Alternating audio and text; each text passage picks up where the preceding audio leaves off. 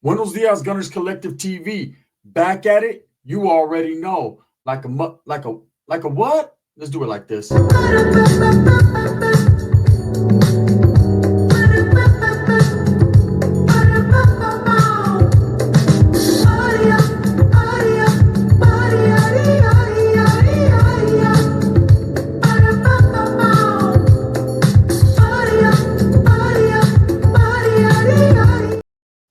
Welcome back to Gunners Collective TV, and I appreciate all the support. Hit that like and subscribe button if you haven't hit it. Put your notification bell on all so that way you're directed in the direction of the dope content that the gun is kicking. And I thank you, man. I'm very humbled. So what's going on in the state of California right now in the prison system? Well, I'm going to give you guys an update, and I'm sure you've probably seen it on other channels, man, but this is my shit, my update, my channel. You're tuned in with me. I appreciate it. I'm humbled. The level 4s are on lockdown. The 180s and the 270s are on a modified program. Now, let me explain to you guys what a modified program is. Modified program is they're slowing the movements down. And I understand exactly why they're doing it. And in fact, this could be the catalyst. This could be the reason that the CDCR has been waiting on to show the courts, to show the hierarchy in Sacramento, because that's where everything gets figured out when it comes to the California prison system. It's their bargaining chip. This is what they're going to throw on the table and say, look, see, we had to do this because it's this violent right now. There's been more murders in the California Department of Corrections in the last month than there has been in years. In fact, the other day we had 3 in one day in New Folsom, okay, or in Kern Valley, New Folsom. You know, New Folsom's probably been off the hook the most out of any prison that I've seen lately. I hear New Folsom in my dreams. No, New Folsom. No, right? I've never been to New Folsom. You know, I know Dubs went to New Folsom. I know several people that have been to New Folsom. And it's always been a vicious prison. It's always been rocking and rolling. But I've always been told it also was a good prison to do time at. You know, the officers were cool. You know, there was a lot of wiggle room. More prisons are more comfortable and more adaptable than others. And that's just the way it is. No, nobody wants to be in Pelican Bay. Not because it's scary or it's dangerous, because they don't want to be that far away from their family in Crescent City. Nobody wants to be in High Desert because it's too fucking dangerous. Let's just keep it real. No one wants to be in Centinela, Calipatria, Salinas Valley, Sad F. All these prisons are considered level 4, or they have level 4 yards on them. Now, one thing about a prison is not a strictly just level 4 prison. That's not the way they do it. Okay, these prisons have several different yards on them. Some could be a level 3, some could be an EOP, some could be an SNY yard or a level 2 or level 1. But that level 4 yard is what they're focused on right now. And what they decided to do a couple of days ago was put everyone on modified program. Now, that doesn't necessarily mean the institution or the prison or the penitentiary, like Wes Watson likes to call it because he's just a super convict, is on lockdown. Okay, that doesn't mean that they won't be getting visits. That doesn't mean that they won't be having some type of movement. That doesn't mean that they're going to sit in their cell 24 hours a day. It doesn't work like that. Okay, there are situations where there are lockdowns. If an institutional riot happens, maybe a staff member gets killed, something like that, of course, they're going to investigate. There are times, too, in the California system, which happened a lot when I was locked up, is that the COs that are working that day will say that they're short-staffed, and so they'll modify the program or they'll lock it down. And then they don't have to do nothing. They can sit on their fat ass all day eating Homer Donuts. Boom, right? Boom. They're going to do their thing. That's just how it is. Now, that doesn't mean every correction officer is not willing to go out there and do his job for his daily wage. That just means if you don't have to, why not? If you could work at Burger King and just wear the crown without flipping the burger, you're going to do the same thing, right? If you could be Wes Watson and just magically have a 128G in your asshole without having to cram it up there, wait up. Now, he likes the work, right? He likes that work. He wants that work. Anyways, they're on a modified program, the level 4 180s and 270s, meaning that they'll be self-served. So instead of going to any chow hall and any live movements, they will be self-fed. So they will bring a big metal cart onto the tier, and they'll pass it out one by one, the meals. Because, and here's another thing. If you're not at your door, there's a lot of cops that are petty. Kind of like if you ain't at your door, you're not eating. Most of them on level 4 yards, the cops are cool. They understand that not giving someone their food can lead to them getting a knife in the neck, and they don't want that. But I have seen situations where the cops are like, hey, everyone, they try to punk people. Get at your door. If you're not on your door, we're just going to pass your door. If you're sleeping, if you're laying down. Now, of course, in the 180s California system is different. Everybody got their mattress rolled. Everybody's functioning on a general population yard. On an SNY yard, it's different. They're allowed to sleep all day, do whatever the fuck they want. It's the Wild Wild West. There are no rules. They have no one to answer to but their celly, and most of them are probably boning their celly. So it is what it is. The ones that are not functioning to a certain capacity. Now, they're being self-fed. They're doing moderate, what do you call it? Moderation of showers, okay? Meaning that only a certain number of cells will be brought out every day. And that right there is work all by itself. I remember being in Tracy Prison, DVI, and they would run, the program, modified program. Excuse me, I said moderate, but it's modified. They'd run the modified program, and it'd be 2 cells showered. And I mean, that shit took all day. It'd take all day just to get through one half of a tier. Next day, by the time you got a shower again, it was 3 or 4 days later. You know, they usually kept Tracy for the most part on modified program because where I was at was reception. And also because of the danger and the violence, every time everyone was let out into the yard, something got laid down. There was a demo being laid. Someone got removed. You know, in receptions, it's like that. There's a lot of removals. People are cleaning up trash. People are trying to wiggle by. It just seems to be that way. You know, I've gotten to other prisons where you can go a month or 2 without a removal. But lately, it's been cracking. It's been popping. Lately, you know, these level 4s have been jumping. There's more, like I said, bodies dropping than ever before. Now, that could be a number of reasons. It could be one certain group, you know, realizing or recognizing that there's too much trash on the yard. So when I say trash, that means people that are not in the best of standings or people that have been considered cut from that cloth. When I say cut from that cloth, not from that cloth, but cut away from that quilt, right? They got to go. And there's a number of reasons why people get removed. Some of them are justified. Some of them are not justified. But lately, it's been off the chain. It's back to back to back to back killings in prison, more than I've ever seen, you know, ever. And I've seen things that have happened on yards. I've been on yards when shit has went down and a certain group would be feeling some type of way and decide that, hey, they got too much going on that yard and they'll just start taking care of business. The one thing that's standing out to me, and I'm going to be doing another video later on about it, is the way, since this end of hostilities, the way that the administration is doing it. They're not locking down the prisons like they used to, where it's just like, hey, total lockdown, every group segment, whatever. They're doing these modified programs. And a lot of these guys that are catching these murder beefs, yeah, they'll get charged, DA charged. That's what it's called. Because you'll get charged in the county where the stabbing happens. So if you kill someone in, say, New Folsom, you're going to get charged. And if that's Sacramento County, you're going to go to your courts. You're going to catch your time. You'll catch your life beef. What they're doing now is they're bringing the guys and kicking them right back out into the yard. The same exact yard that they caught the stabbing, and then they're doing another one and another one. When there's no repercussions for your actions, believe me, you're going to keep on doing what you do, right? It's just the way it goes down. Now, let me explain to you a situation, and that right there is tripping me out. I'm seeing it. I'm like, damn, these motherfuckers are killing people back to back. So they decided to do the modified program because of the violence. That's the excuse. And I could understand coming from a civilian standpoint, like, yeah, lock their asses up, man. Too many people are dying, whether it's justified or unjustified. I guess it's never justified when we're talking about the ultimate sacrifice of murder, right? But you got to understand, a prison is not there to be nice to you. A prison is not made to be nice to you. A prison is a prison. And if you're there, you have to go inside with the understanding that if you get involved in any bullshit, you get in anyone's business or mix, or you're associated with gangs, alcohol, drugs, or anything like that, you're taking a chance. It's a 50-50 shot that you're going to make it out of that prison on your date or alive. Let's just be honest and let's be real. You don't see active people paroling constantly all day. Most of these guys that are paroling, you're going to, they'll tell you, oh, no, I was still on this yard. I was there. No, they weren't. They was in the fire camp like a motherfucker, right? Stop it. They were on those integrated yards chilling amongst whoever they were chilling with.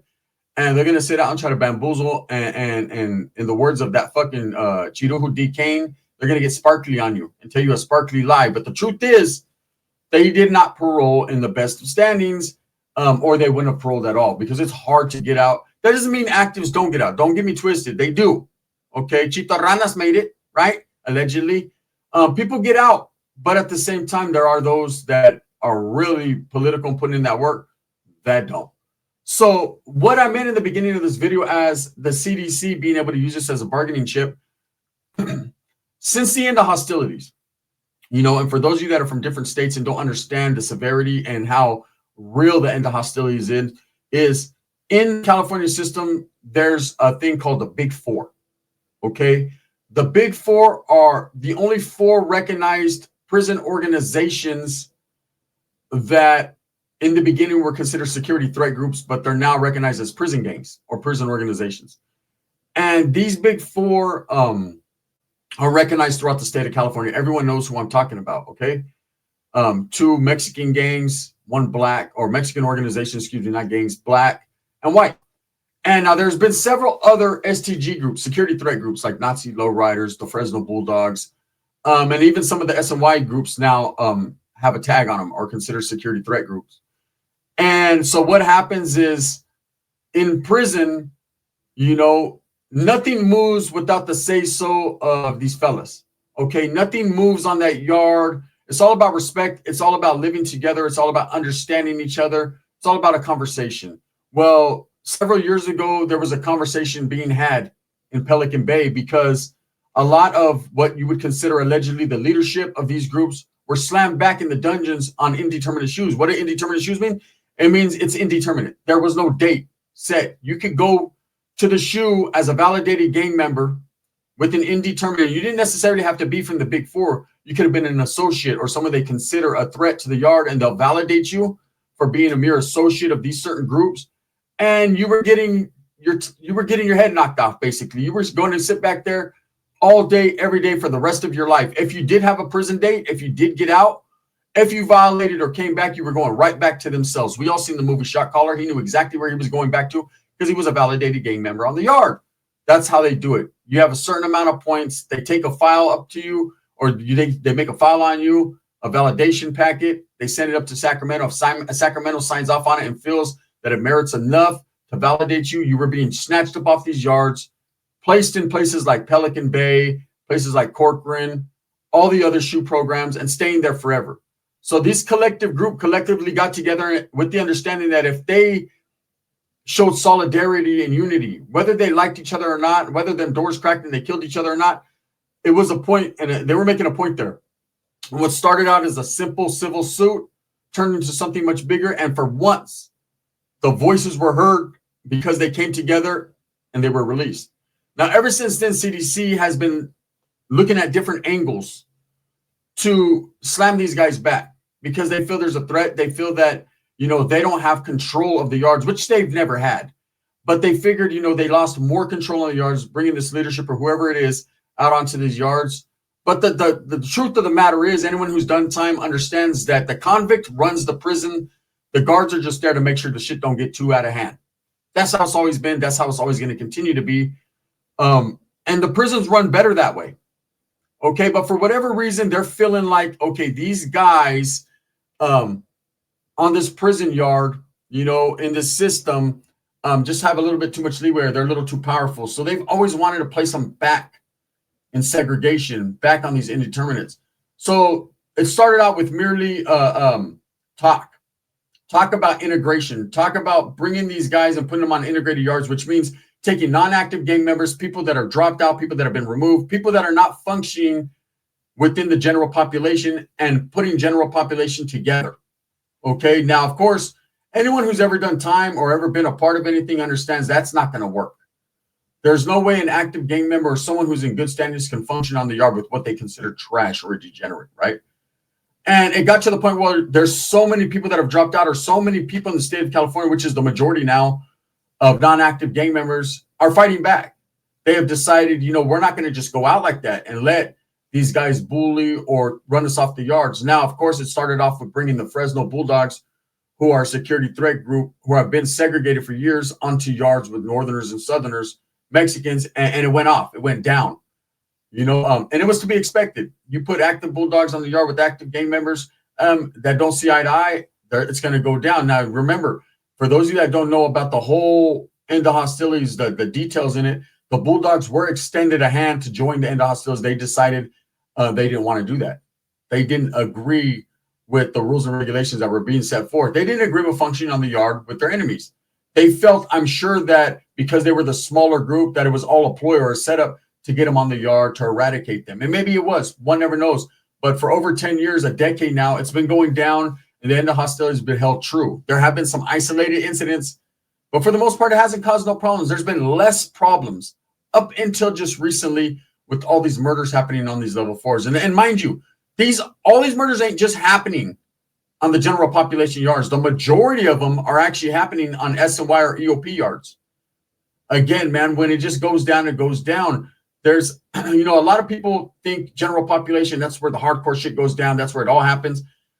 Not really, not necessarily, because these guys are moving around professionally and carrying themselves with respect and treating other groups the way they want to be treated. Now in an SNY yard, it's different. No one has to treat anyone any type of way. You can wake up in the morning, take a shit, go stab someone, eat a sack lunch, read a fucking Jackie Collins novel, and go to sleep. That's just how it is. That was my day yesterday. Fuck the fact that I stabbed 4 dudes in between, in the Sally Port, in between line movements. There's no one to answer to. So you do what you do. Now, when they started this integration and all this was the first ploy to try to get these gang members off the yards. If there's too much dangerous situations, if there's too much violence, that's a threat to the safety, security, and the integrity of the institution. What's that going to do? That's going to get eyes on that prison, and they're going to be like, look, these guys right here are calling shots. They're manipulating these yards. It's dangerous. We're scared to come to work. Whoop-de-whoop. We need to slam these guys back into indeterminate. And if they can present that case with some good lawyers to a judge, to the judicial system, maybe they can get some get backs. But it's not that simple. Just because guys individually are doing what they do on the yard, prison is prison. It's to be expected. It's going to have to be something more major. They're going to have to do it in steps. So lately, we've been seeing the integrated yards going down, and people are starting to adapt because they want to go home or whatever the case may be. Like I said, because the non-active gang members do have the majority of the prisons now, they are in the majority of the yards. There's a lot of gangs, which what people call dropout gangs or whatever group segments, right? And these guys definitely are going at it amongst each other and going at it when they are on these integrated yards. So there's a bigger threat here. There's a bigger picture. Now you don't have to just worry about general population guys stabbing people. You also have to worry about the other side getting off first, which has been happening for years. And I honestly believe that this situation that, this lockdown that they just did the other day is for 2 reasons. One, because there's an immediate threat and danger on that yard. There's a lot of people being killed lately, right? And the cops can't control it. And they're probably just like, fuck it. We're trying to do it like this. But also, even more so than that, I think they're going to use this as reasoning to show, like, look, it's gotten so bad. There's so many killings. It's out of our control. We need help. Anyone who knows anything about prison politics or whatever, you understand, man, when it comes to the convict and the canine, there's no love lost, okay? You could be black. You could be white, brother, a wood. You could be north or south. You could be anything on that yard. But when it comes to the canine, which is the COs, treating any other inmate out of the ordinary or doing them dirty, people will band together quick because it's that us against them mentality. And I've recognized it since I was young. I remember being in the youth authority, man, being on the yard, Kennedy Hall, man. I was right there smoking a little frajo with the 5-6 ragtag northerners that we had there. We didn't have too many people, but we stood our ground, homie. Hey, we only had 20s, but we kept them clean though, right? And as we're kicking back, I see a big old Southsider, big dude walking up to us. And I told him, get the pico because I'm about to get the gallo right now. Pico de gallo. And he came walking up and we were like on a defensive stance, like, oh, hell no. And he came in peace. He said, hey, bro, I come in peace. Just here to let you guys know, I see the Africanos. And at the time, they'd been putting a lot of brothers on the unit, right? And they were getting a little loud, a little crazy. They got into it with the Southsider over the TV, which had never happened before. We started to recognize, and that happens. And I'm not just picking on the blacks here, man. Shout out to my brothers. I'm saying this just happened to be the group that was getting larger and deeper in numbers and throwing their weight around. The whites weren't that deep there. I've seen Southerners do it, Northerners do it in certain places. Just was what it was. It's an animalistic place, man. The king of the jungle mentality. So anyways, I see this guy walking up and I was like, oh shit. And he was like, nah, we're trying to unite us, you guys, the Bulldogs, against the brothers, man, because they're posing a threat. They're disrespecting Mexicans or this and that. There was no more North and South at that moment. There was no more North, South, or Bulldog. It was all about our ethnicity, our race. I guess it was racial, but at the same time, I understood, and we did not hesitate to conform to that. We were like, we got it. Even though we were going to turn it on them, like Miklo, as soon as we get off with these blacks, if a couple Southsiders get hit too, who knows, right? And they're probably thinking the same damn thing. That's just the mentality. But it showed me there, we could come together for change. And there were several times that we came together in that institution, man, for change, as a youngster. And there was times in the California prison system, man, when I was in Susanville prison and the Norteños were not conforming to MAC reps. Those that have been in prison at a high level understand what MAC reps are, right? They are guys that represent each group, and they go to these meetings to kind of figure out how the prison is going. We didn't want to have them because we felt that was targeting our people. So we were on lockdown, and never in my life have Southsiders looked out more for me. They brought me bars of soap. They brought me sopas. They brought me chips. They brought me, whatever we needed. Buenos dias in the morning, and you guys need some coffee. They had us. So that showed a lot of solidarity and a lot of unity because they understood why we were going through that certain struggle. Anyways, man, the California prison system is on lockdown. And the reason this was brought to my attention was because one of my homeboys that's locked up's wife called me and said, hey, I went to go visit them. They turned me away. Now, what they are doing is they're having visits on tablets so you can FaceTime or whatever. Usually when it's a modified program, they either stop canteen or package movement until after the lockdown. If it's going to be an extensive amount of time, again, they'll allow you hygiene products, writing materials, things like that. Like I said, showers are going to be ran slowly. And this is all because of all the stabbings that have been happening, all the killings that have been happening lately. It is out of hand. CDCR is definitely losing its grip on its population. And for whatever reason, it's just that season. It's starting to get warmer. The seasons are starting to change, and knives are getting undug. So it just is what it is, man. That's my video for the day. I do have something that's pretty similar coming out in a little while. We're going to look at a killing machine in the California prison system, so make sure you tune into that one. With that being said, thumbs up or thumbs down. Heavy's going to be the head that wears the crown. I'm going to continue to strive, struggle, and strive for what I truly believe in, and that's the betterment of all people, man. You already know what it is. This is the gun.